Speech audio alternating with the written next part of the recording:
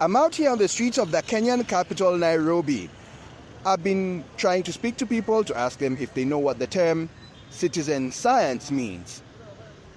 So, hello, sir. Hi. Have you heard of citizen science? Do you know what that phrase is?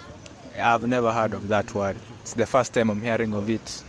Okay, thank you. Hi, how are you? I'm fine. Have you ever heard of the term citizen science? No, I've not. It's the Might first you- time hearing it. It's the first time.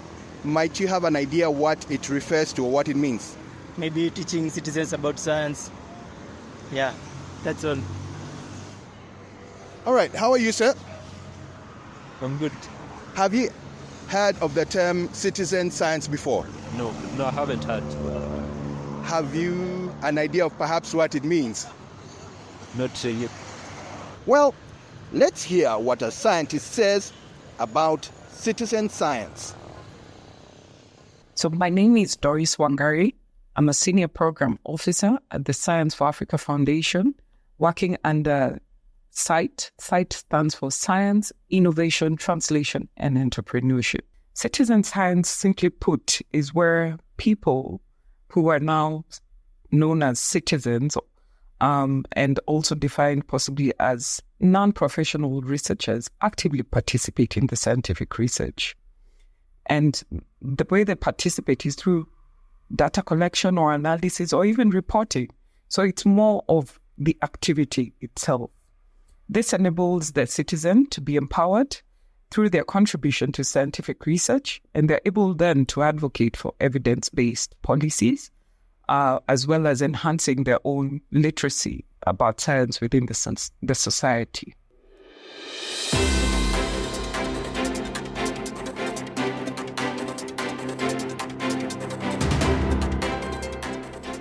Welcome back to Africa Science Focus, the weekly science and development show from SciDevNet. I'm Ogechi Keanyao. You were just listening to our reporter Michael Kaloki, who spoke with Kenyans on the streets of Nairobi about their understanding of citizen science. Citizen science is an approach that involves citizens in scientific research, aiming to generate new knowledge or understanding that benefits society as a whole. Doris Wangari, Senior Program Officer at Science for Africa Foundation, joins us to explain citizen science, particularly in the African context. But citizen science is considered different from science citizenry. In this episode, Doris explains the two concepts. The phrases citizen science and science citizenry are not used interchangeably because there's a distinction, even though they're similar in terms of some of the activities.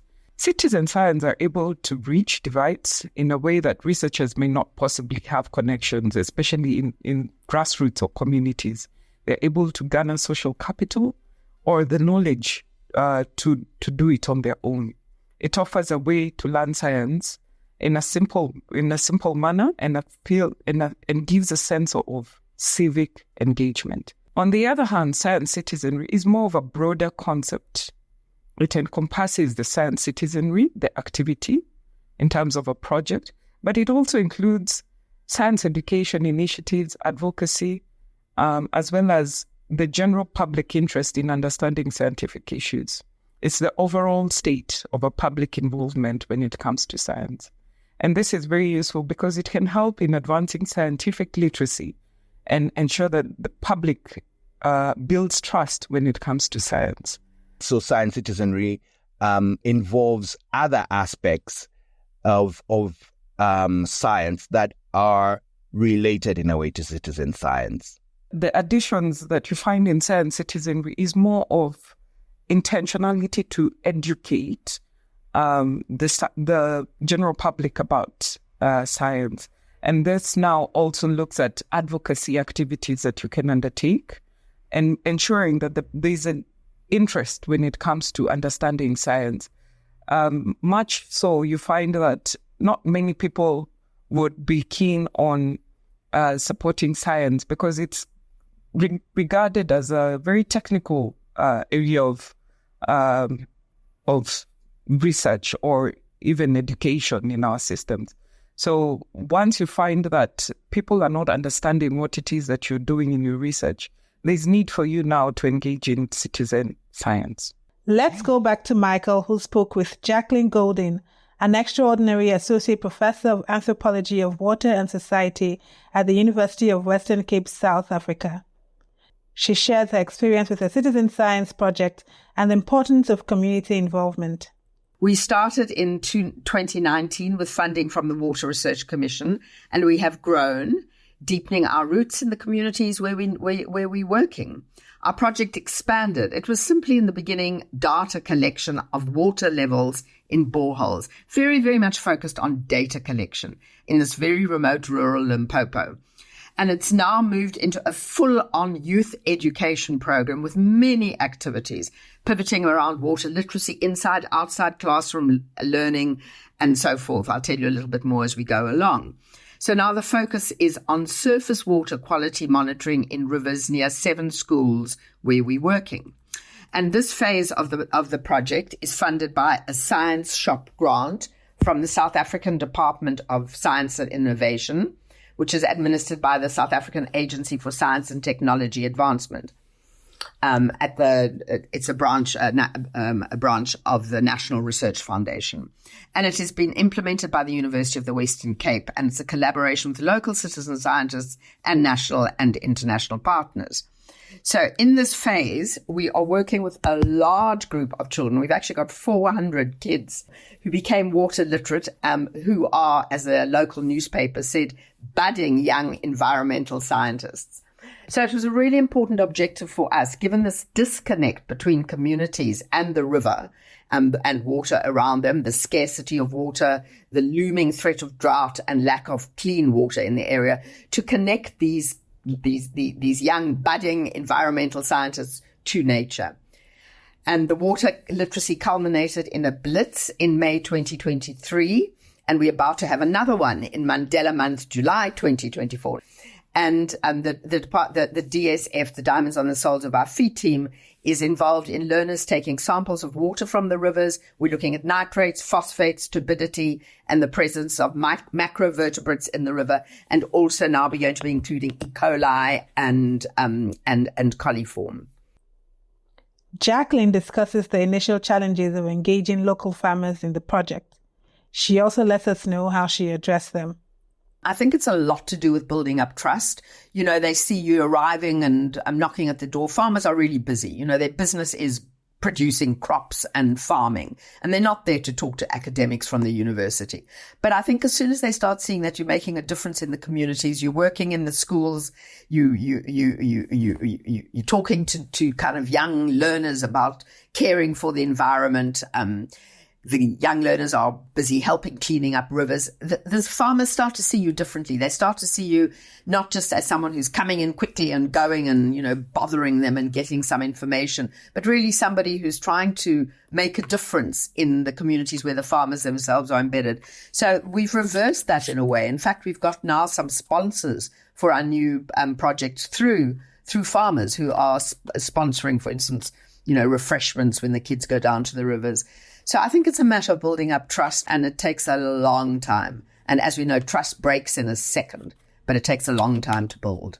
What would be your recommendations based on the hurdles experienced and from an overall perspective? Okay, so my overall recommendations would be to take on this idea of slow science, to combine scientific objections with social concerns. So it's not just about getting data. It's not data. It's about people. It's about how they feel. And it's about building up trust. It's also, I think one of my recommendations is not to separate like arts and sciences. Like people learn through drawing, they learn through dancing, they learn through writing poems about the rivers. So really bring art closer to science. And then bringing science into education. So I see schools as kind of collaborative ecosystems, if you like. So like taking, you know, posters and learning into life skill classes, working closely with the principals of schools, with the teachers. I think that's really important. And also having a social dialogue. So this idea of a pedagogy, a learning with it, which is with the heart, not just with the head. And then recognizing this transformative power of emotions, that through the emotions you can transform behavior. People can take better care of nature. So I suppose my recommendation also would be to embed your projects much more deeply in youth structures. There's, for instance, in South Africa, there's the Southern Africa Association of Youth Clubs, which is a fantastic national organization. It's got 250 youth clubs. So to identify youth clubs in the areas where you're working and to help embed your projects in these local structures, to work closely with tribal authorities, councillors, just kind of really connect to local stakeholders. Would you say that perhaps citizen science is more endeared to the youth on the continent as opposed to perhaps those who are not as young? Is there more of an acceptance amongst the youth to be involved in such projects?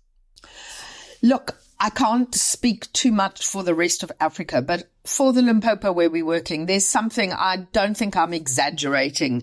I mean, I don't know what I think the official statistics are probably 40, but I would say there's something like 60% unemployment.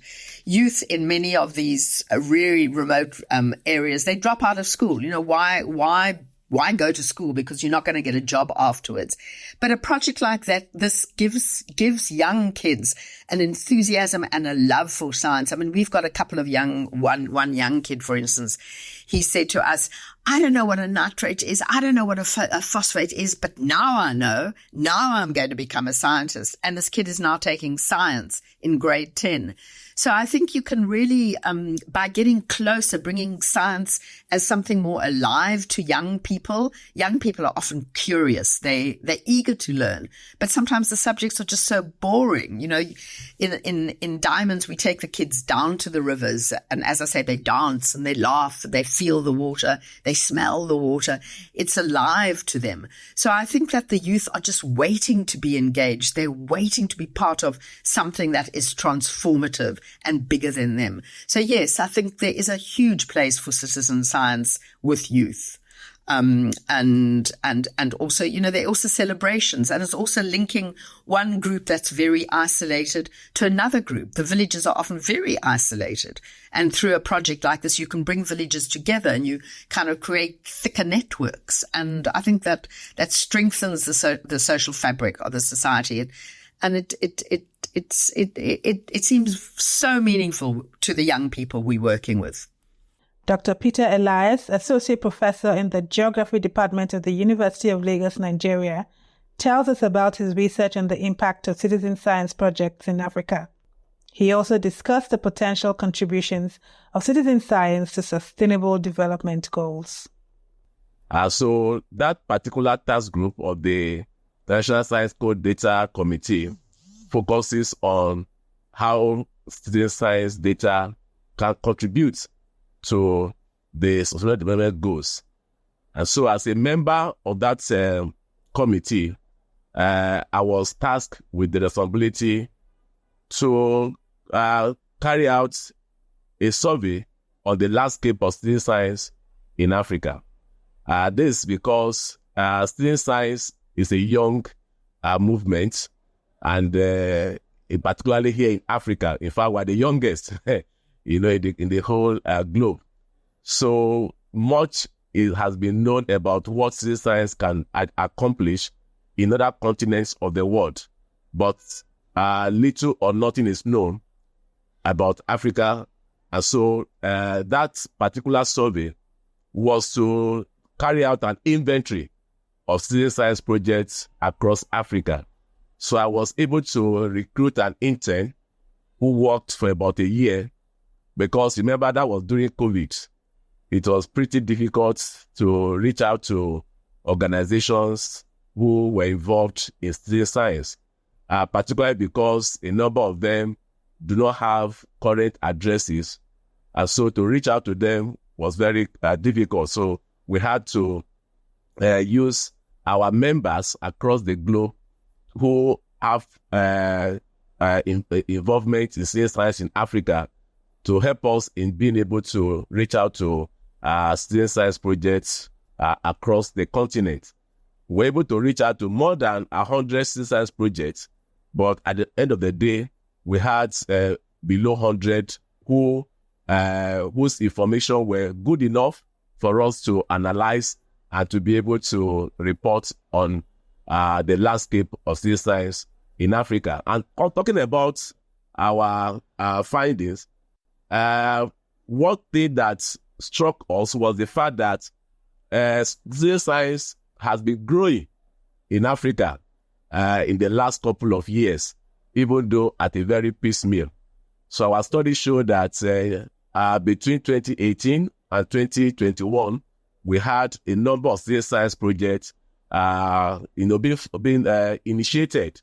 Unfortunately, because some of these projects depended on external funding, they couldn't live beyond their project life cycle. But in all, we found that there have been a lot of input to data that can contribute to monitoring and reporting on the SDGs. One of Peter's areas of research is the role of traditional knowledge in citizen science. He speaks to us about this. There is an ongoing debate about what citizen science means and what it should be doing.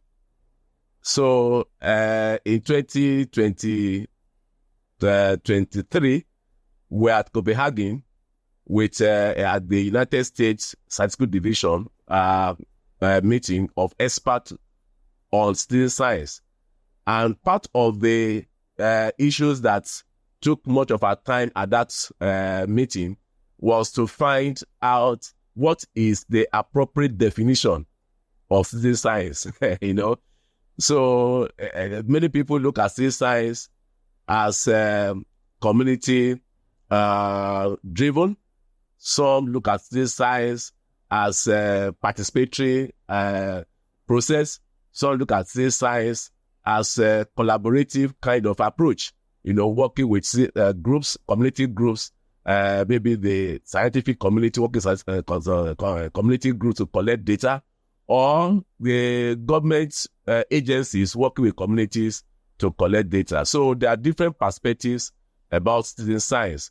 And so when you talk about traditional knowledge, I must tell you that the local groups, the community groups, have a way of documenting issues around their environment, around nature, around biodiversity, and of course, when they do this, they use traditional approaches rooted in their indigenous systems, in their vocabularies, in their experiences, in their storytelling approaches and all that. They use folklore, they use storytelling, they use drama and all these things, to document their lived experiences.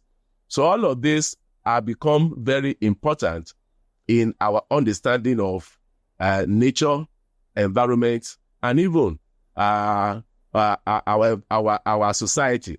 So in that particular study you mentioned, we were interested in community-based ecosystem management of forest resources. That's Nigeria Savannah has been named the food basket of Nigeria. And so we conducted that study, which was sponsored by START in America, to be able to see what is the understanding of community groups about climate change. And it was interesting to see that the perspective of the community, as far as climate variability or climate change was concerned, was in tandem with what science holds. Whether you're talking about the changing temperature or the changing rainfall patterns, they so much align with what is available in the literature.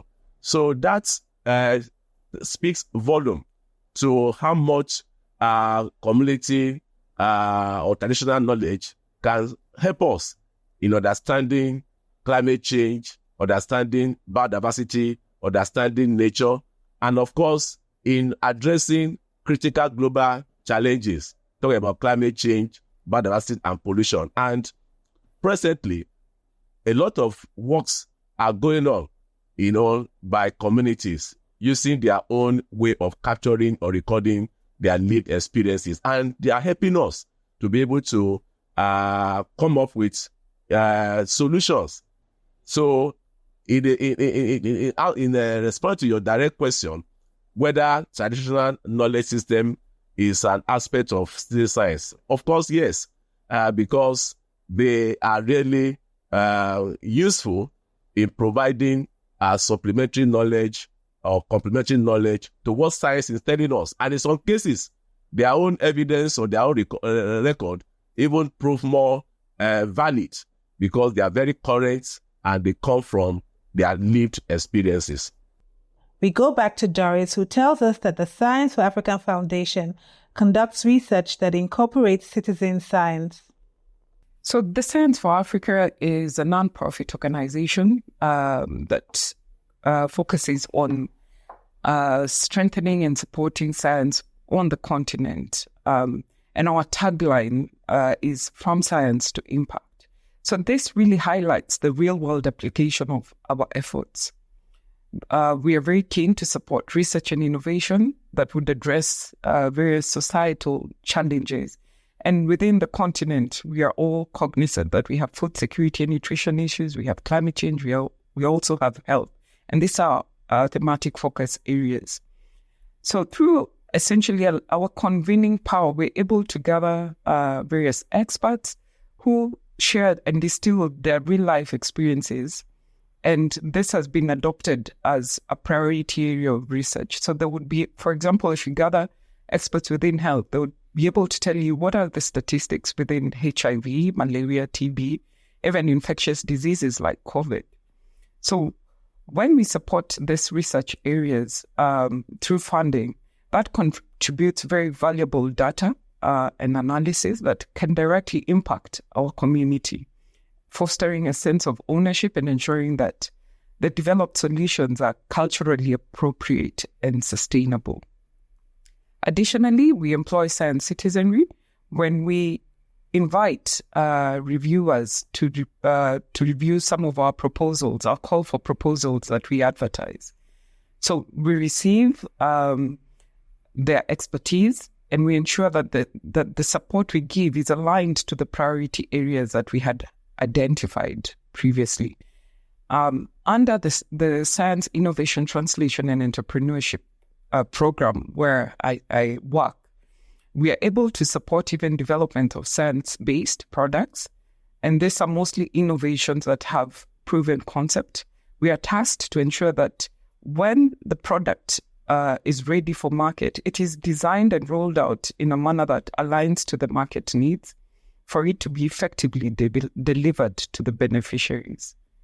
Additionally, we have a very interesting program called Public Engagement with Science.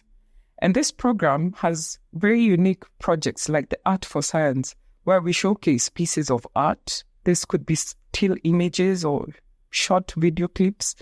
They convey a specific scientific concept. For example, they could detail malaria and showcase the malaria insects in a way that people will be able to appreciate the art in itself. And in this way, you find this is where science meet arts and they work together, and the results are remarkably constructive. It results in the public being informed about scientific concepts, generally thought to be difficult, but in a simplified and a friendly way. It is very effective for fostering great public curiosity when it comes to science, and also the appreciation of its potential to improve life while encouraging new ways of thinking about science. And Jaqueline shares the ways to make citizen science more equitable, considering the use of people's time, resources, and knowledge. So it's clearly the majority of citizen science projects are really focused on biodiversity. I would say maybe even about 77%. And most of them, I would say maybe 93%, are involved in data collection. So they're really limited to this. They're not co-creating projects. They're limited to gathering data. And they're about assimilating local ecological knowledge, Sorry, what I mean is that when it comes to assimilating local ecological knowledge, it is very, very often just through Western eyes. And this further marginalizes local people. So we wanted to reverse this trend in our Diamonds project. Now, what challenges did the project face? Was there a seamless interaction between the scientists and community members involved, or were there hurdles encountered? Okay, that's a great question. And I think there are many aspects to it. For instance, there's the aspect when you say seamless, there's always the aspect of ethics of conducting citizen science that is rooted in communities. Things we do about volunteerism. How do we deal with volunteerism? Who gets included in the communities? What about the gatekeeping, et cetera, in the communities? But I wanted to speak about one other aspect here. My colleague Carolina Suransky and myself have just completed an article, Citizen Science's Decolonization. So let me just diverse a little bit because I think it really is important, this concern of decolonizing and decolonizing through citizen science. And I'm just going to mention the work of this great Zimbabwean decolonial theorist, Ndlovu Gatsheni, who published a book, Decolonization, Development and Knowledge in Africa, because he talks about this turning over a new leaf by opening up avenues for Africa to attain liberation, decolonization, and self-determined development, and really to kind of turn over a new leaf when it comes to working with science. But to decolonize this, we have to rethink ways, not only in the way we're reproducing this knowledge, but how are we collecting the knowledge?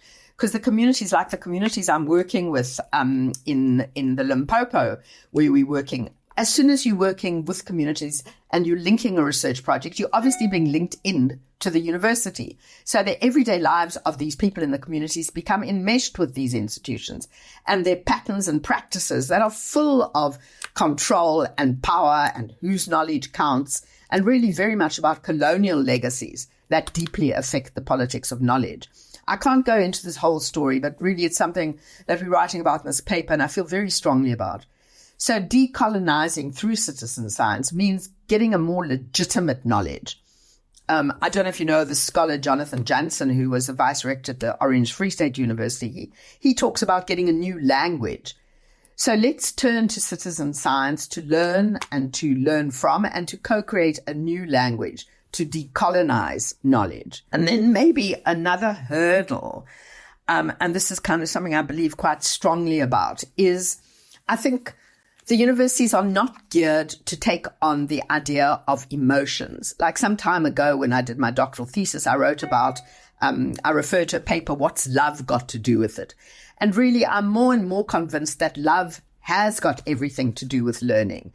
And that love isn't about a private emotion, if you like, but it's much more about how love influences social action. If you feel things, if you laugh, if you connect with your heart, then you will learn. And I feel this very much with the people we're working with in the Citizen Science Project. These young learners who feel, they laugh, they dance, they write poems about water, and through that they're learning. So we used to see emotion like as this big bull in a china shop that it's breaking all these delicate things. But I don't think so. I think this bull is strong. It's persistence, and it's breaking down these barriers between science and people, between communities and universities, and the barriers that say really that it's only scientists in white coats with degrees or titles that matters, and that the science of the people is not important. Of course, we know that's not true. That's all from us at Africa Science Focus today. If you want to find out more, head to the SciDevNet website. That's www.scidev.net. Today's show was produced by Alice Hurst, with editing by Titilape Fadari and Ogechie Kianyawo, and reporting by Michael Kaloki. I'm Ogechie Kianyawo. Until next time, goodbye.